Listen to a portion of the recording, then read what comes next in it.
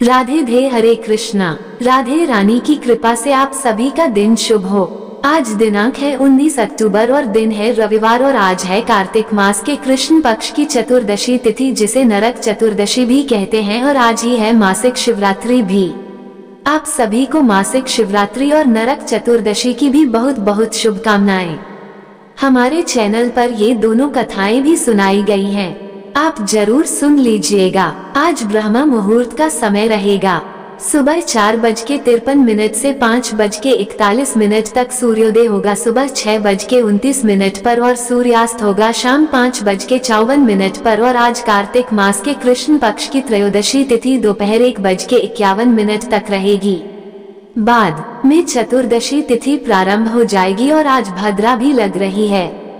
भद्रा काल आज 19 अक्टूबर रविवार को दोपहर 1:51 से प्रारंभ होगा और भद्रा काल की समाप्ति होगी। अगले दिन सुबह 2:45 पर भद्रा का वास पाताल लोक में रहेगा और यह भद्रा पृथ्वी लोक पर अशुभ नहीं मानी जाएगी। ऐसे में आप पूजा पाठ संबंधी या व्रत संबंधी जो भी दैनिक पूजा कार्य संबंधी कार्य हैं, वह भद्रा काल में भी कर सकते हैं। आज आप सुनेंगे कार्तिक मास महात्म्य का 13वां अध्याय। उससे पहले आपको सीता नित्यनेम और पोपाबाई की कथा सुनाते हैं। इस कहानी को सीता माता कहती थी और प्रभु श्री राम सुना करती थी।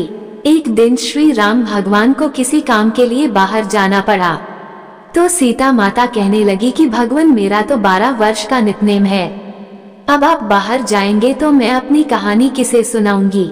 तब श्री राम ने कहा कि सीते, आप कुएं की पाल पर जाकर बैठ जाना और वहां पर जो भी औरतें पानी भरने आएंगी उन्हें अपनी कहानी सुना दिया करना। सीता माता कुएं की पाल पर जाकर बैठ गई। तभी एक स्त्री आई। उसने रेशम की जरी की साड़ी पहन रखी थी और सोने का घड़ा ले रखा था।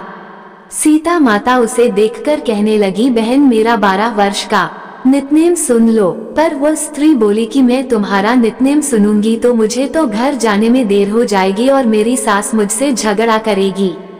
इसलिए उसने कहानी नहीं सुनी और अपने घर चली गई। लेकिन उसके घर जाते ही उसकी रेशम चेरी की साड़ी फट गई। सोने का घड़ा मिट्टी के घड़े में बदल गया। सासू ने देखा तो पूछा, अरे बहू, ये किसका दोष अपने सिर लेकर आ गई है। बहू बोली, माँ जी, कुएं पर एक औरत बैठी थी, उसने अपनी कहानी सुनने के लिए कहा, लेकिन मैंने नहीं सुनी, शायद उसी का ये फल मुझे मिला है।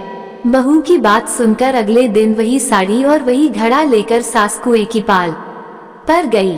सास को वहीं पर सीता माता बैठी मिली तो माता सीता ने कहा, बहन, मेरी कहानी सुन लीजिए।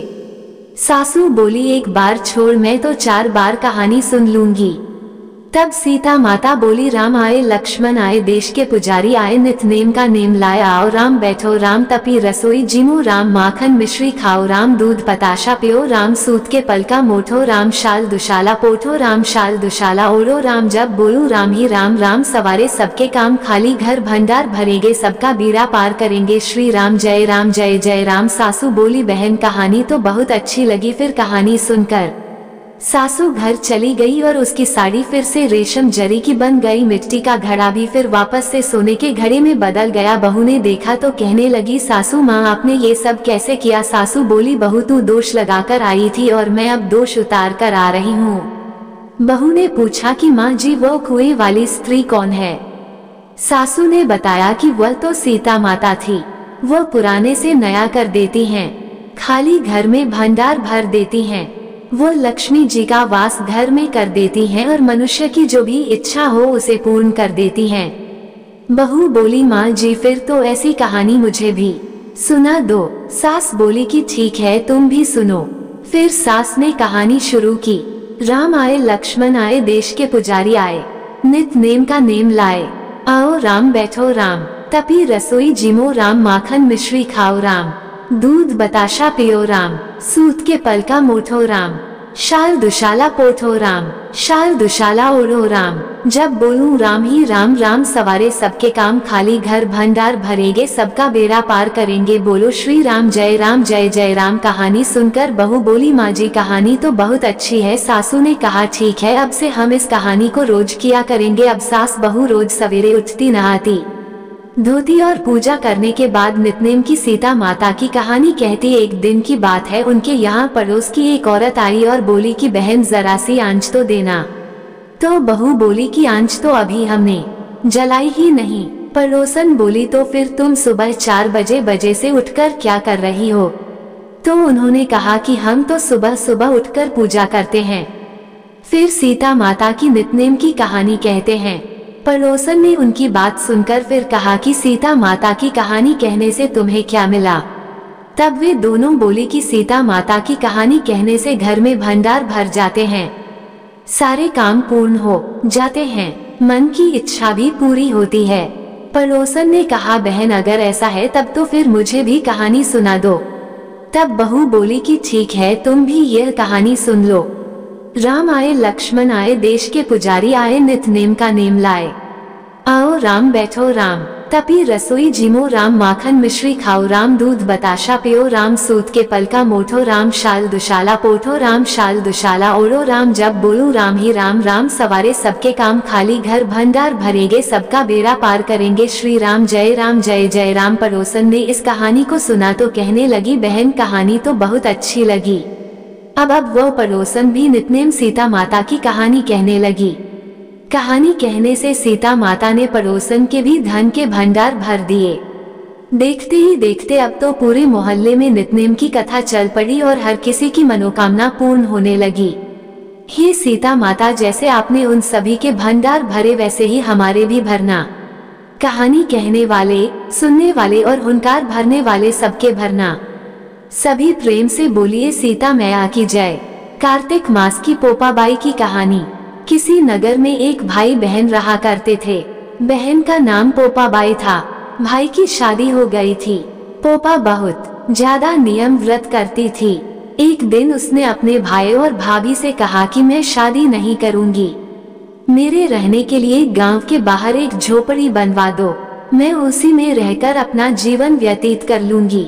फूफाबाई ने गांव के सभी लोगों से कहा कि आप लोग अपने अपने गाय बछड़े को मेरे झोपड़े के पास घास चरने के लिए छोड़ दिया करो, मैं सभी के गाय बछड़ों की देखभाल किया करूंगी, उसके बदले जो भी बचा कुचा खाना हो वो मुझे भेज देना, मैं वही खाकर रह लूंगी।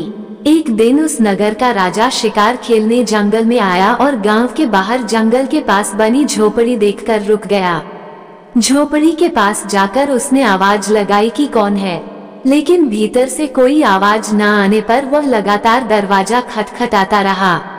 तब पोपाबाई उठी और कहने लगी, कौन हो तुम जो बार बार दरवाजा खटखटा रहे हो? राजा ने कहा, मैं यहाँ का राजा हूँ और तुम्हारे साथ विवाह करना चाहता हूँ। पोपाबाई ने कहा, जहाँ से आए हो वहीं चले जाओ, मैं किसी पराये आदमी का मुंह नहीं देखती। राजा ने पोपाबाई की एक नहीं सुनी और उसे जबरदस्ती उठाकर ले गया। तब पोपाबाई ने राजा को श्राप दे दिया कि उसका सारा राजपाट नष्ट हो जाएगा। महल में आने पर राजा की रानियों ने सारी बात सुनकर राजा से अनुरोध किया कि इसे वहीं छोड़ाओ। राजा जब पोपाबाई को वापस झोपड़ी में छोड़ने जाने लगा तो रास्ते में पाप की नदी आई जिसमें वह डूब गया। पोपाबाई धर्मराज जी के यहाँ पहुंची और धर्मराज जी ने उन्हें स्वर्ग का राज दे दिया। एक बार सेठ व सेठानी मृत्युलोक से स्वर्गलोक आए तो उसके द्वार बंद देखकर वह धर्मराज जी से द्वार खोलने का आग्रह करने लगे। धर्मराज जी ने कहा, इस द्वार पर तो पोपाबाई का राज है। इस पर सेठ सेठानी ने कहा, हम पोपाबाई को नहीं जानते हैं।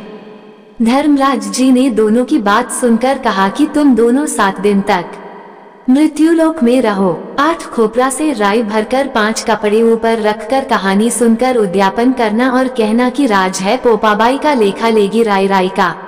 प्रेम से बोलिए पोपाबाई की जय। अब सुनिए कार्तिक मास महात्म का 13वां अध्याय। नैमिषारण्य तीर्थ में उपस्थित ऋषि मुनियों से सूत जी महाराज ने कहा, अब मोक्ष के देने वाले सब व्रतों में उत्तम एकादशी के व्रत का महात्म भी सुनो। एकादशी चाहे कृष्ण पक्ष की हो अथवा शुक्ल पक्ष की, उस दिन अन्न नहीं खाना चाहिए। एकादशी के दिन खाया गया अन्न पाप भक्षण के समान है। व्रत करने वालों को दशमी तथा द्वादशी को भी एक समय ही भोजन करना चाहिए। नारद जी द्वारा महाराज पृथु को सुनाई हुई कथा सुनाते हुए श्री सूत जी ने कहा, गंगा के समान तीर्थ नहीं, माता के समान गुरु नहीं, विष्णु के समान देव नहीं, अन्न ना खाने के समान तप नहीं तथा शांति के समान संसार में कोई सुख नहीं। सत्य के समान ज्योति नहीं, कार्तिक के समान कोई मास नहीं, ज्ञान के समान कोई लाभ नहीं तथा एकादशी के समान कोई अन्य व्रत नहीं। व्रत करने वाला प्रातः काल उठकर भगवान का पूजन करें, पुराणों की कथा सुने और रात्रि को जागरण करें। अब आप एक प्राचीन कथा ध्यानपूर्वक सुनो। नर्मदा नदी के तट पर गालब ऋषि का शांत, शोभा युक्त और मनोरम आश्रम था। उनका पुत्र भाद्रशील भगवान विष्णु का परम भक्त था। भाद्रशील अपने साथियों के साथ भगवान की मूर्ति बनाकर पूजन करता, साथ ही उन्हें उपदेश किया करता कि वे भी भगवान का पूजन किया करें और एकादशी का व्रत रखा करें। उपदेश सुनकर बालक भी ऐसा ही किया करते थे।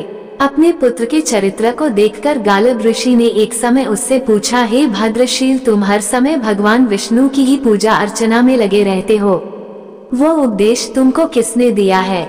ये बात सुनकर भद्रशील बोला, हे पिताजी, मैं पूर्व जन्म का वृतांत सुनाता हूँ।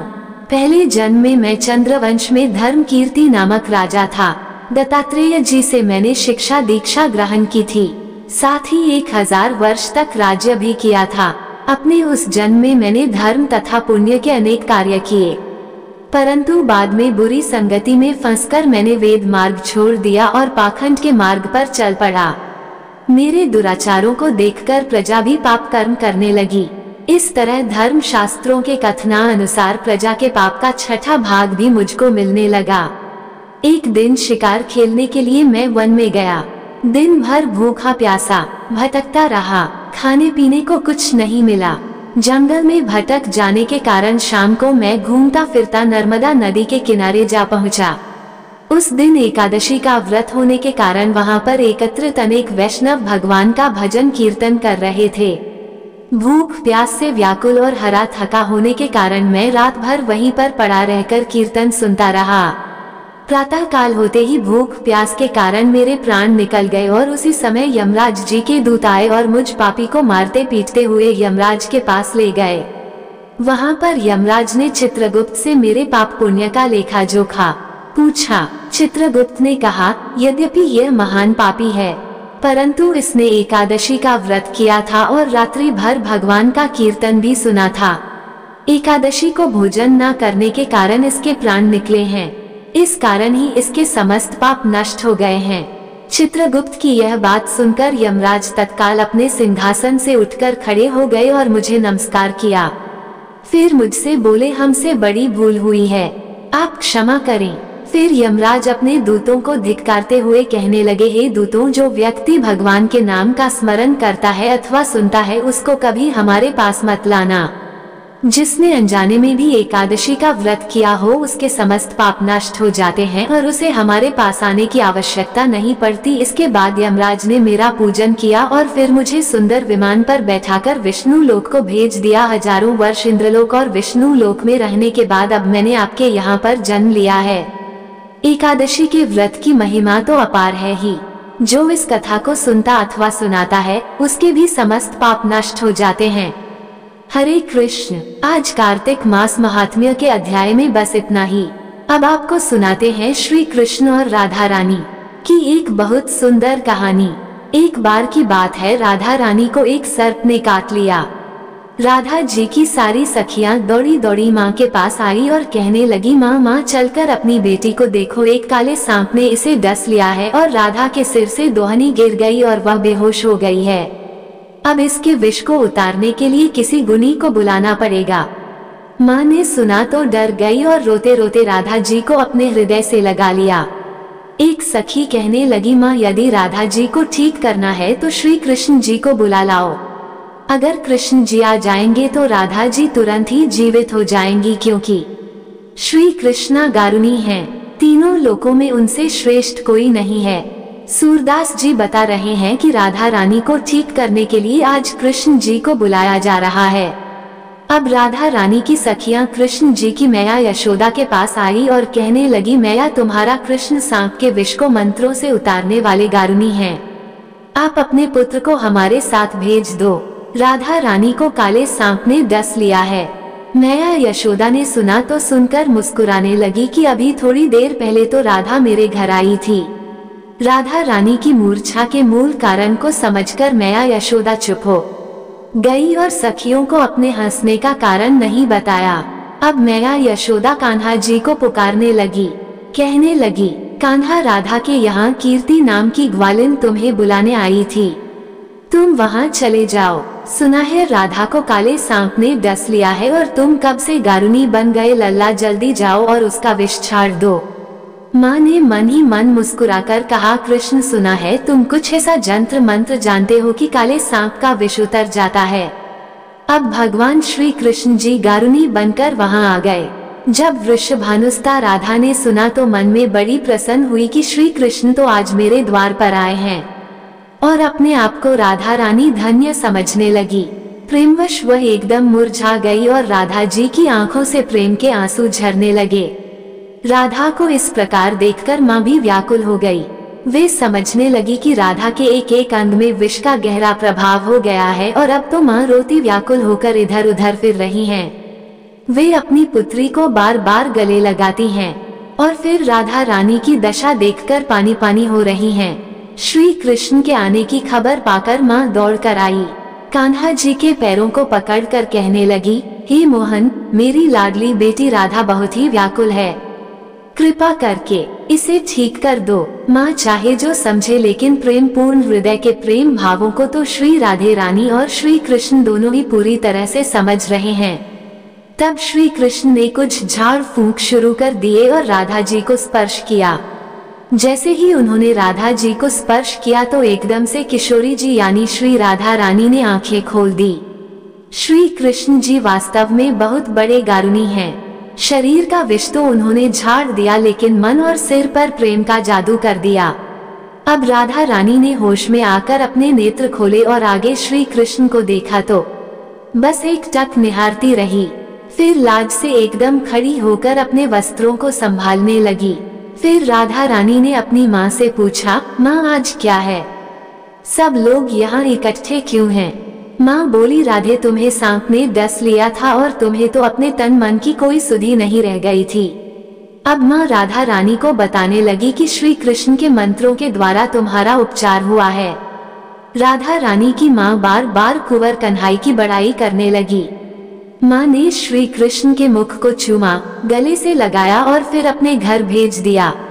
वह कहती हैं कि मैया यशोदा की कोख धन्य धन्य है, जिससे श्री कृष्ण जैसे सुपुत्र का अवतार हुआ है। इन्होंने तो तुरंत ही ऐसा उपाय कर दिया कि मेरी बेटी को जिंदा कर दिया। अब माता मन ही मन सोचने लगी कि राधा कृष्ण की ये जोड़ी तो मानो भगवान ने सोच समझकर बनाई है। ब्रज के घर घर में अब ये चर्चा चल पड़ी कि कृष्ण जी बहुत बड़े गारुनी हैं। अब सुनिए कार्तिक मास की लपसी और तपसी की कहानी, क्योंकि बिना लपसी तपसी की कहानी के सुनी गई कथाओं का कोई भी पुण्य प्राप्त नहीं होता। इसलिए कार्तिक मास के हर दिन नियम से अंत में लपसी तपसी की कहानी भी सुनी जाती है। एक बार की बात है, एक लपसा था और एक तपसी था। तप्स तो भगवान की तपस्या करता था और लपसा सवा शेर की लापसी बनाकर उसका भोग लगाकर जीम लेता था। एक दिन वे दोनों आपस में झगड़ा करने लगे। लपसी बोला, मैं बड़ा हूँ। तप्स बोला, मैं बड़ा हूँ। इतने में ही देवर्षि नारद वहाँ आए और बोले, तुम दोनों क्यों झगड़ा कर रहे हो? लपसा ने बताया कि हे देवर्षि, मैं बड़ा हूँ, और तप्स ने कहा, मैं बड़ा हूँ।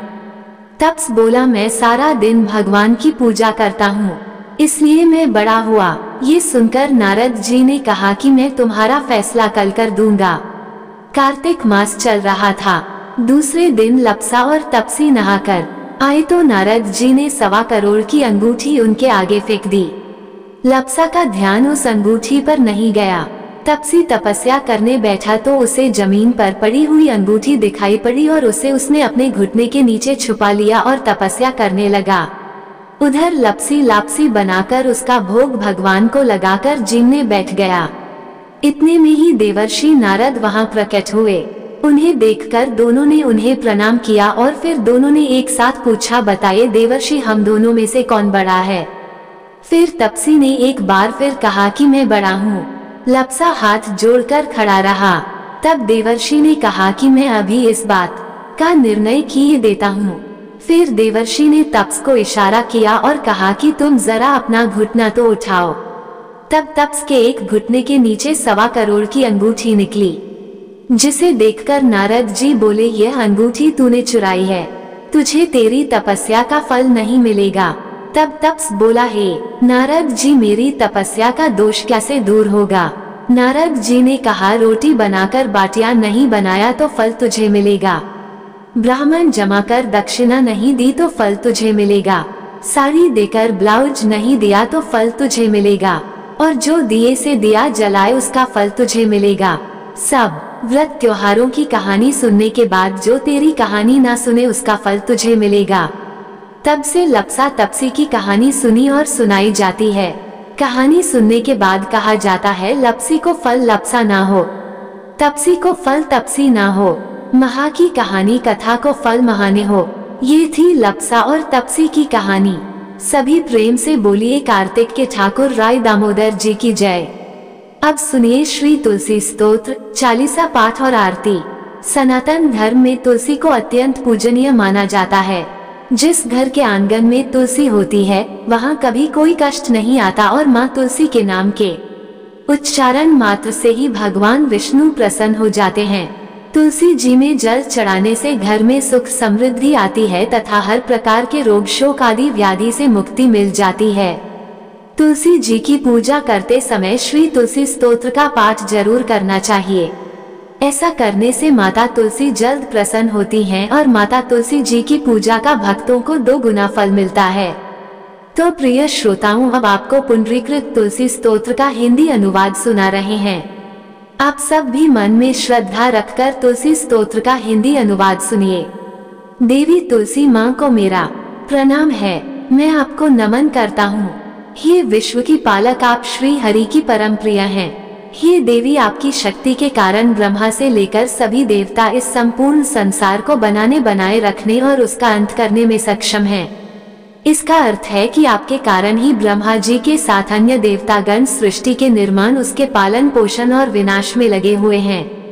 देवी तुलसी जी, आपको मेरा प्रणाम है जो जीवन में कल्याण लाती हैं। उन देवी तुलसी को नमस्कार है जो श्री विष्णु जी की प्रिय है और जो शुभ है, मुक्ति प्रदान करने वाली और समृद्धि प्रदान करने वाली देवी तुलसी को नमस्कार है।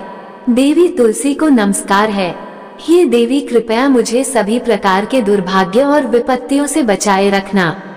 हे देवी, आपकी महिमा का वर्णन करना, यहाँ तक कि आपका स्मरण मात्र ही मनुष्य को पवित्र बना देता है। देवी तुलसी जी को प्रणाम। मैं देवी तुलसी को पूरी श्रद्धा के साथ प्रणाम करता हूँ, जो देवियों में सबसे प्रमुख हैं और जिनका तेजोमय रूप है, जिसे देखकर इस नश्वर संसार के सभी पापी अपने पापों से मुक्त हो जाते हैं। देवी तुलसी को मेरा प्रणाम है। इस पूरे विश्व को देवी तुलसी जी ने संरक्षित किया है, जिसमें गतिमान और अचल दोनों प्राणी शामिल हैं। देवी पापी व्यक्ति के सभी पापों को नष्ट कर देती हैं, एक बार जब वे उन्हें देखते हैं और भक्ति के साथ उनके सामने आत्मसमर्पण करते हैं। इसका अर्थ है कि माता तुलसी चर और अचर समेत पूरे जगत की रक्षा करती हैं और अपने दर्शन मात्र से ही पापी मनुष्यों के सभी पापों को नष्ट कर देती हैं, या फिर तुलसी जी के दर्शन मात्र से ही पापियों के पाप नष्ट हो जाते हैं। देवी तुलसी को मेरा प्रणाम है। जो भी श्रद्धा के साथ देवी तुलसी के सामने हाथ जोड़कर प्रणाम करते हैं, वे इस कलयुग के बंधनों को पार कर जाते हैं और सभी प्रकार के सुख और प्रसन्नता को प्राप्त करते हैं। फिर चाहे वह महिला हो, व्यापारी हो या अन्य कोई भी, जनवी तुलसी को मेरा नमस्कार। देवी तुलसी के समान इस पृथ्वी पर और कोई देवता नहीं है। देवी विश्व को उसी प्रकार शुद्ध करती हैं जैसे वैष्णव भगवान विष्णु जी के संग से शुद्ध होते हैं। देवी तुलसी को मेरा प्रणाम। इस कलयुग में भगवान विष्णु जी के माथे पर तुलसी पत्र चढ़ाना भक्तों के मस्तक पर विष्णु जी के वरदान, कृपा और आशीर्वाद को हमेशा बनाए रखता है। इसका अर्थ है कि जो भी व्यक्ति इस कलयुग में भगवान श्री विष्णु जी के मस्तक पर तुलसी जी को अर्पित करता है, उसके ऊपर हमेशा भगवान विष्णु जी का आशीर्वाद बना रहता है। देवी तुलसी को नमस्कार है। तुलसी जी में हमेशा सभी देवी देवताओं का वास रहता है। इसलिए इस संसार में तुलसी जी की पूजा करना सभी देवी देवताओं की पूजा के समान है। इसका अर्थ है कि तुलसी जी की पूजा से सभी देवों की पूजा संपन्न हो जाती है। देवी तुलसी को मेरा नमस्कार है। आप सब कुछ जानने वाली हैं और भगवान विष्णु जी के प्रिय हैं। अपने भक्तों को आप सभी प्रकार की समृद्धि प्रदान करती हैं। देवी कृपया मुझे सभी प्रकार के पापों से बचाएं। हे देवी तुलसी जी को नमस्कार है।